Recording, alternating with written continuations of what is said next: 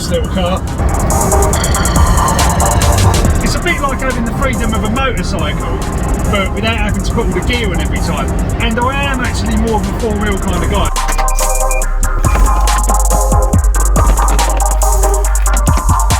So, welcome back to the channel, guys. Today I'm over at the old house. I'm going to try and do some portable CB from the garden with this. So this, guys, is probably one of the best antennas that I've actually bought. I'm not going to lie, it is so impressive. I mean, look at the size of it. It's tiny. It's just amazing. I've made contacts on CB to Italy. You've probably seen that video. The antenna was inside the house at that point. So that plug sticking out there will literally just go into the back of any radio. I mean, don't let it fool you. It actually works. Right, guys, so here's the setup. So I've got my Icom 705, which is the all mode radio. It's not a CB, it's a ham radio, but it's unblocked, so I can use CB frequencies on it. Don't care what anyone says, it's a cool way to use this radio. And what I'm doing is I'm using this little bracket here so that I can actually, you know, connect this antenna up. Now normally there's a PIL250 or SO239 socket obviously there, so you can have a vertical.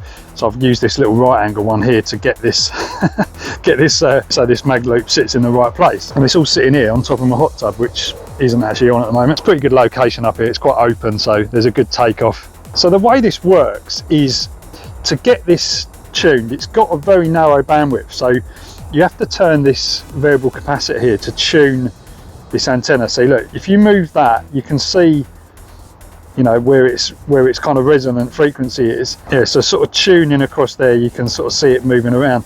Now ideally what you want is kind of the middle point of that noise. If you haven't got a waterfall on the display like I've got here, it could be a bit difficult to do, but you could still do it with noise. I mean, everyone's basically done that from the dawn of time with these antennas, so it's not impossible to do. It would be really useful as well if you've got an SWR meter on the radio, because then you can tune it that way, because you need that to fine tune it. Right, so what I'm going to attempt to do now is tune this for transmitting. So I need to come off of sideband, put it onto FM, turn the volume down a bit. Now if we key up now, you'll see SWR. I mean, it's not horrendous, it's 1.5. We can make that a little bit better. I really should do this slightly off that frequency there, just so that it doesn't, you know, interfere with anyone. But basically what you've got to do is transmit a bit and then kind of like twist that and kind of tune it. Now it's not easy to do, especially when you're trying to hold a camera as well. So what I'll try and do is just get it tuned. Now when you sort of do this and you tune it to one frequency, you'll find that if you change frequency, you're going to have to basically do it again. One of the downsides of this sort of antenna is it's got quite a narrow bandwidth. That's just the nature of the beast, but you are getting obviously a very, very sort of compact antenna, and trust me, it works. So a quick way to show you how narrow band this antenna is, watch this. Look, this is a bit naughty, but if you key up, you see the SWR is pretty much zero there. If you go up only a little bit and it starts creeping up, if you go down, there you go, it will start creeping up as well. You shouldn't really do that because it causes a load of interference across the band, but you know, it's just a test. Right, so I've actually got it tuned on channel 19 now. Just give a shout and see if anyone's around. Anyone about on this 19 copy?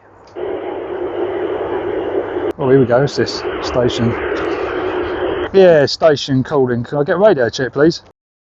Nice one, mate. What we giving you over there? I'm just doing a video. Yeah, 1, 2, 3, 4. That's not bad, it's not bad. I'm just running a little portable setup here at the moment, just probably barely 5 watts. Nice one. Cool, all right, mate. Yeah, do you mind being in the video? Right, so that was a local station. He didn't want to be in the video, so I just I always ask people if they want to be in the video on here, or I've started to, because you know, some people just don't want it, which is absolutely fine. So you can see his signal was pretty strong coming in there. That was right into the plus 20s there on that, and I was giving him plus 40, he said. So that's a really good sign that this is actually working locally. So there you go, guys. I mean, you know, just set it up, get going, and as long as you sort of get it set up right, that's a good solution. You don't need to have a ground plane because this is like a standalone antenna. It actually works similar to a dipole antenna. Anyway, let's see if we can flick around, see if we can hear any stations from further afield. scroll down the band.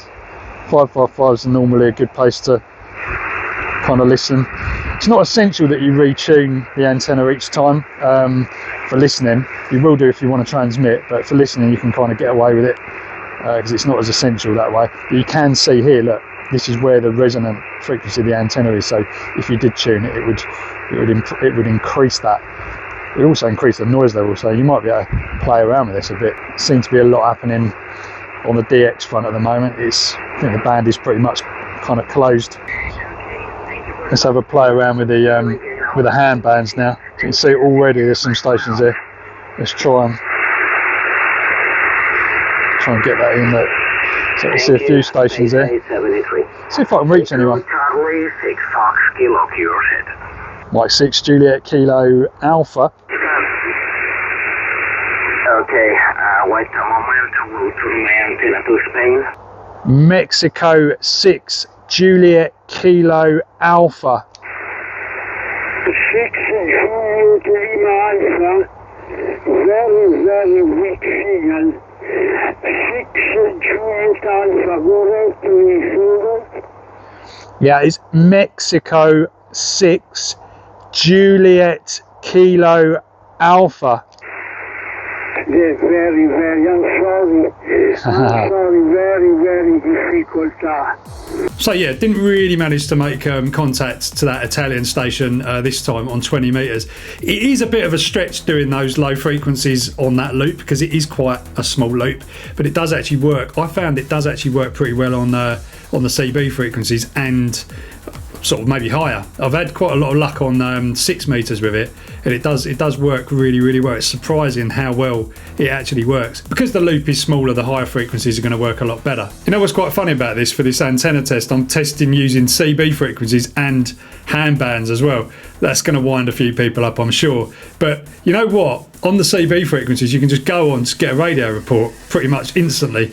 If you were to try to do that on the hand bands, you'd be sitting there for ages, you know, trying to make contact with somebody, because there just isn't that volume of local stations around, especially on, you know, a HF frequency. So that's why CB, I think, is really, really useful, as well as just, you know, good fun. Anyway, guys, I'm loving these little loop antennas. Do you know what I really want to try? I want to try like a VHF loop. You can build these loops as well. They're not really that difficult to build. They can be a bit fiddly to kind of set up, or you can just buy one. If anyone knows of a good VHF loop or UHF, I think it gets impractical at the really high frequencies, so maybe using it for 446 might be out of the question. But yeah, if anyone knows of any kind of VHF loops, I have Googled it a bit, reached out to one company that makes one, I think is in the States somewhere. But yeah, if anyone knows of any loop antennas that would be interesting to test, then let me know in the comments as well, because maybe I'll just reach out to them and see if they want to send one over to play with. Anyway, guys, hope you've enjoyed this one, mucking about with radio.